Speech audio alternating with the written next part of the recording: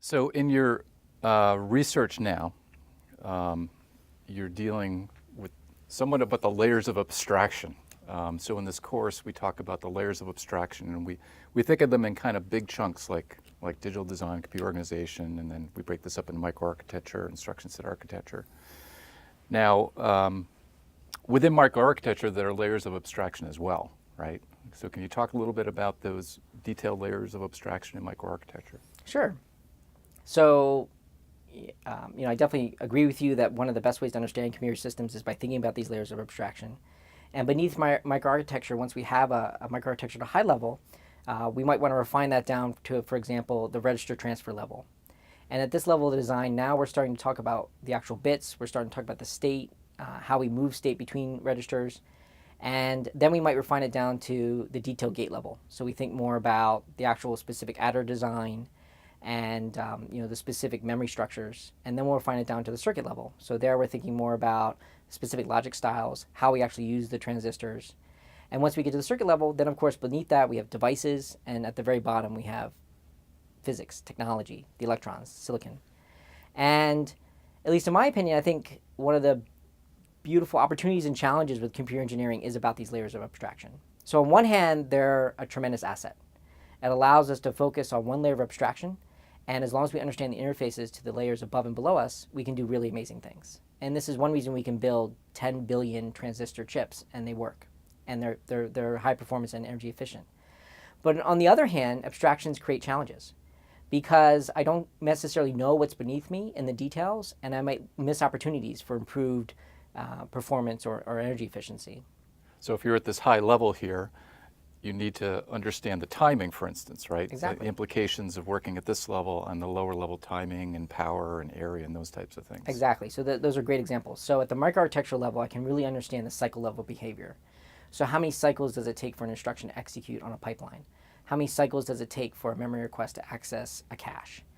But there are other metrics which are as important. For example, like you said, area. So how much area does a specific design take? Or energy. How much work does it take to do a specific transaction? Or timing. What is the cycle time? It's hard to understand those at a very high level abstraction. The best way to understand those is by moving down the stack. And it's particularly exciting when we can find opportunities to create cross-layer optimization. And so that's a lot of what I look at in my research. So places where we can optimize across the stack, and that's exciting in and of itself, but what's even better is if we can create new abstractions, the abstractions for tomorrow, which will still enable the benefits without giving up too much of the opportunities.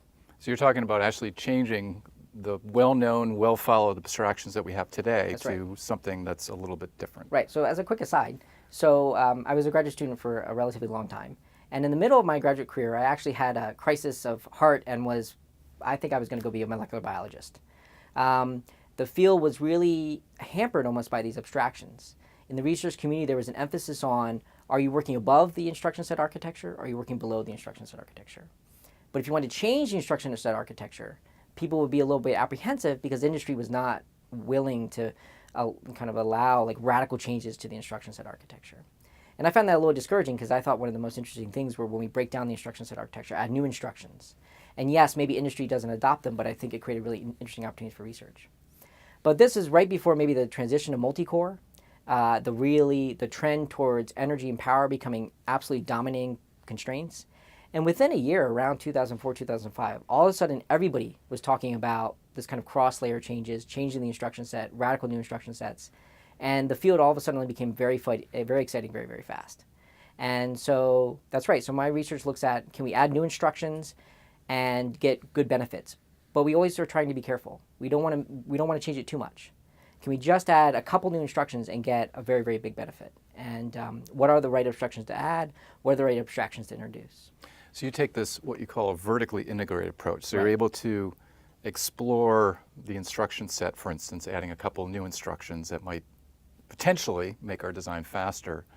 And then you have a methodology for seeing how that impact will be across all the different layers. That's right. And so what's really challenging is, it's easy to say we'll change the instruction set, we'll add some new instructions. But how's your application, which is written at a high level, going to use those instructions? Well, I could do some research where I write all my programs in assembly. Like in the course, you do a lot of assembly programming. But if we want to look at really challenging applications, I'm not going to be able to do that with doing hand-coded assembly. That means we need a compiler, which takes a high-level language description and compiles it to assembly. Well, the standard compilers don't know about my new instructions. I just invented them. So does that mean I need to invent new compilers? Yeah. I mean, maybe not from scratch, and maybe we can take existing compilers and make small changes, which is what we try to do. And that's another reason why it can be quite challenging.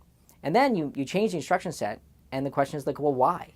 And so then you have to work down the stack. You have to understand what are the implications of the microarchitecture, but also does this cause unforeseen consequences in the register transfer level, the gate level, the circuits, or are there kind of interesting unforeseen benefits from kind of changing this abstraction?